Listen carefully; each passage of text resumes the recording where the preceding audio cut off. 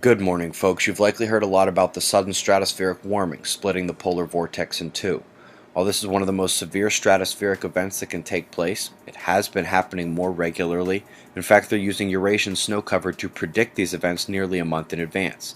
The important part is that it will bring a much colder end to the northern winter. Coastline of South America, hundreds of dead pelicans, hundreds of dead dolphins. The Peruvian government has ordered an investigation. I'll give a link for this and another map on NOAA's Environmental Visualization Laboratory. Our drought is continuing. No major quakes, but we had a 5.4 in China and a moderate shake in New Zealand not long ago. Spot of good news here, maybe a little too late in Fukushima terms, but hey, gotta applaud the notion. 30-degree positive temperature delta in Canada this time of year means there must be a big blue low pressure system sucking warm southern air up the leading edge and pushing southern U.S. weather north of the border.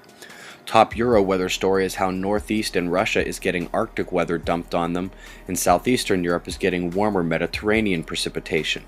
We got snowstorms north, flash flooding south. While no official cyclonic systems have been named, the area to watch is off Queensland coast, and they're going to issue a warning soon, I imagine, as this appears ready to develop significantly. Check back in the coming days. No gamma bursts in 17 days, that's quite the stretch. Cosmic ray density is coming down off yesterday's peak, which still was not all that concerning. As the first CME was a day away, this was released and initially expected to hit last night.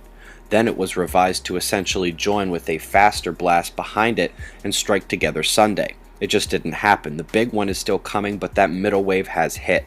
Around 1200 UTC yesterday, the triple delight of temperature, speed, and density spiked in the solar wind and endured all day and into the morning UTC. Middle of the chart shows that 1200 UTC impact inducing resonance that lasted until this morning UTC. May have gotten momentarily out of control in the middle there.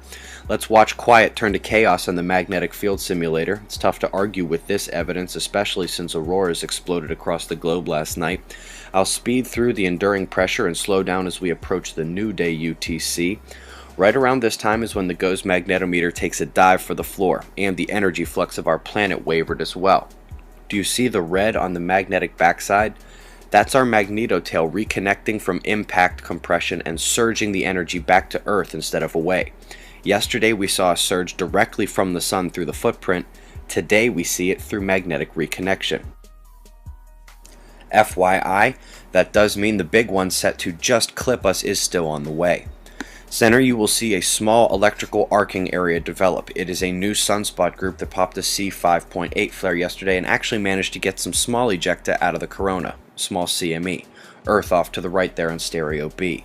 The departing Leviathan tried to say goodbye but may have to try a bit harder today. Couldn't get the surge particles to a mass exit despite the beauty of the surface instability.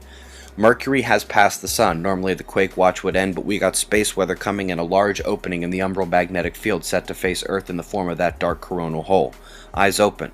No fear, it's 6:35 a.m. Eastern Time, and that's the news. Be safe, everyone.